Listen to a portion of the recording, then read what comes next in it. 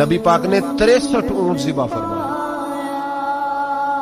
ایک اونٹ میں کتنی قربانیاں ہوتی ہیں؟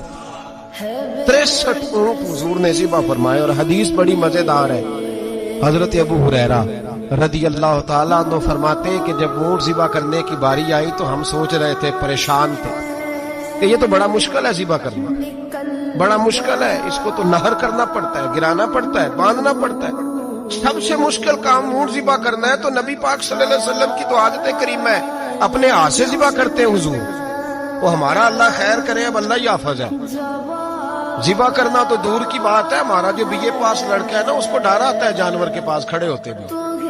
کہتے ہیں بچوں کو اندر لے جاؤ، 10 سال کا 12 سال کا اندر لے جاؤ، ذبح کرنا ہے، روئے گا. اب بس کرو یار، یہ کس قوم سے تمہارا تعلق پڑ گیا ہے؟ ہمارے تو 12 اور 14 سال کے معوذ اور معاذ ابو جہل کی گردن کاٹ کے رکھ دیا کرتے تھے. اور تو بچہ بکرا ذبح کرنے سے ڈرا رہا ہے. اس کو کھڑا کر لا کے. قربانی تو جہاد کی ٹریننگ ہے.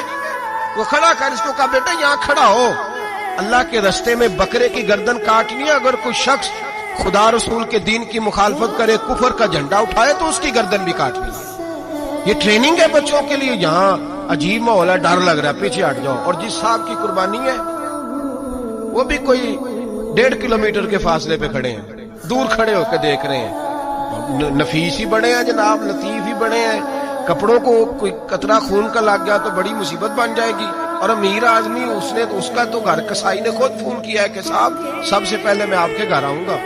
اس کو پتہ ہے کہ منہ مانگی قیمت ملے گی.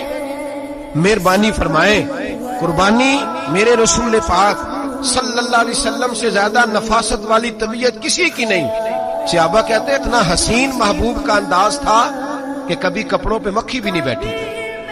اور حضور سے ہم سلام لیتے تھے، دست مبارک چومتے تھے تو ہمارے ہاتھوں سے کستوری کی خوشبو آنے لگتی. اور فرماتے ہیں نبی پاک کا ہاتھ یوں ہوتا تھا کہ برف بھی اتنی ٹھنڈی نہیں جتنا پیارا حضور کا ہاتھ ٹھنڈا ہوتا تھا.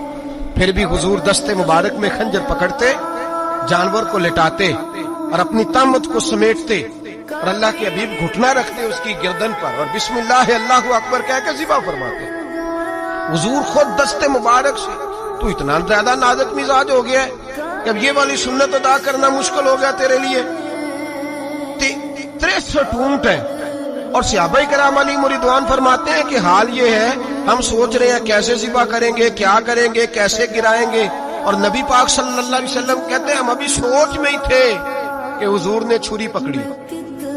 خنجر جب حضور نے اٹھایا تو فرماتے ہیں اونٹ دوڑتا ہوا آیا اور نبی پاک کے سامنے آ کے لیٹ گیا.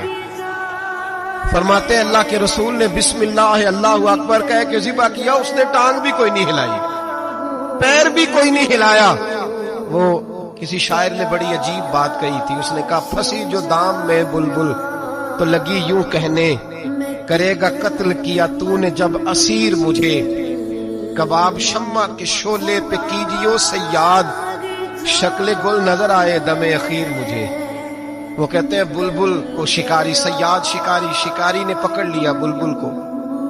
تو صیاد سے بلبل کہنے لگی تو نے پکڑا ہے تو قتل تو کرے گا ہی نا، کھائے گا تو صحیح، ایک میری منت ہے. شکاری کہنے لگا وہ کیا؟ تو بلبل کہنے لگی جب تو مجھے ذبح کرے نا اور پکائے تو مجھے پھول سے بڑی محبت ہے. اس طرح کرنا، کوئلے اتنے زیادہ دہکانا، اس قدر زیادہ آگ جلانا کہ ان کی شکل گلاب کے پھول کی طرح سرخ ہو جائے. تو جب تو مجھے ان پر جلائے گا تو مجھے تکلیف نہیں ہوگی، اس لیے کہ محبوب کا چہرہ جو سامنے آ جائے گا مجھے تکلیف نہیں ہوگی. پھنسی جو دام میں بلبل تو لگی یوں کہنے، کرے گا قتل کیا تو نے جب اسیر مجھے، کباب شمع کے شعلے پہ کیجیو صیاد، او شکل گل نظر آئے دم اخیر مجھے. اعلیٰ حضرت بریلوی علیہ رحمہ فرمایا کرتے تھے، فرماتے تھے بڑی تکلیف ہوگی جب جان نکلے گی. روایتوں میں آتا ہے جس طرح باریک دوپٹہ جھاڑیوں پہ ڈالا جائے، کھینچا جائے تو پھٹ جاتا ہے، یوں تکلیف ہوگی. پر فرمانے لگے رسول اللہ کے غلام کو کوئی تکلیف نہیں ہوگی. حضور کیوں؟ فرمایا اس لیے کہ جب جان نکلنے لگے گی تو سامنے جلوہ بدوحاد آ جائے گا. حضور کے جلوے ہوتے رہیں گے تو پتہ ہی نہیں چلے گا جان کیسے نکل گئی. پھنسی جو دام میں بلبل. تو صحابہ فرماتے ہیں کہ اونٹ دوڑتا ہوا آیا، حضور کے سامنے آ کے لیٹا، نبی پاک نے ذبح فرمایا اور فرماتے حد ہو گئی. हुजूर ने तवज्जो फरमाई तो दूसरा दौड़ता हुआ आ गया, तीसरा आ गया। हजरत अबू हुरैरा फरमाया करते ऊंट एक दूसरे को धक्के देते थे, पीछे हट जा, पहले मैंने जाना है, पहले मैंने जाना है। 63 ऊंट वादिये मिना में हज के मौके पर मेरे रसूल पाक ने दस्ते मुबारक से ज़िबा फरमाया। हर कुर्बानी हुजूर ने अपने हाथों से फरमाई। कुर्बानी वाजिबात दीन में